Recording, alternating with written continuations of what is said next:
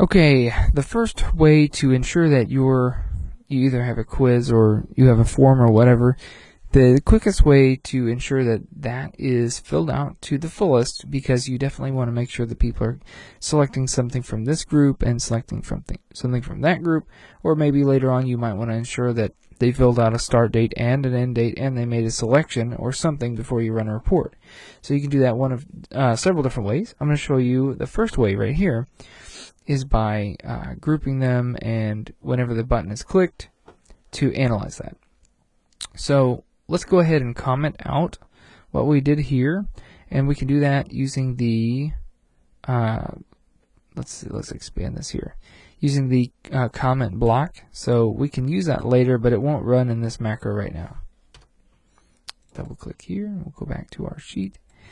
Basically, whenever this button is pressed, what we want to do is go through see if apple, donuts, or candy is selected, and then later we will also want to see if coffee or soda or iced tea is selected. And as long as those conditions are met, as long as something along there equals true for each category, then we're fine.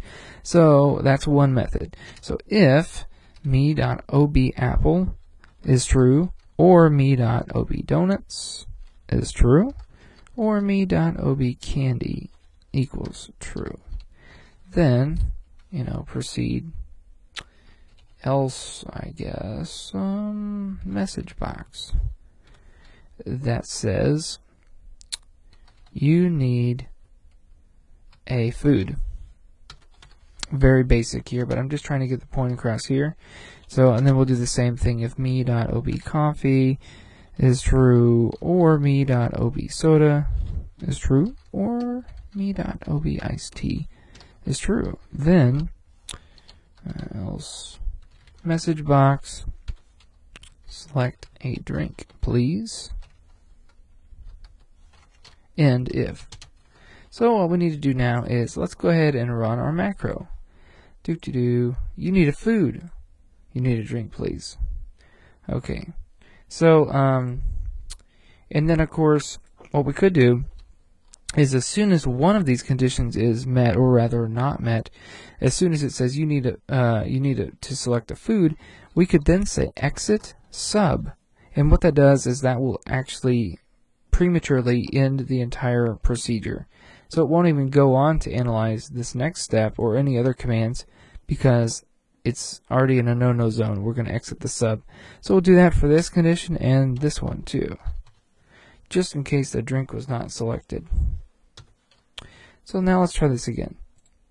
You need a food, and it exited the sub just then. So, oh, okay, sure. How about donuts? Now let's click it again. Well, you still need a drink, please. Let's hit OK. And so fine. How about coffee with my donuts?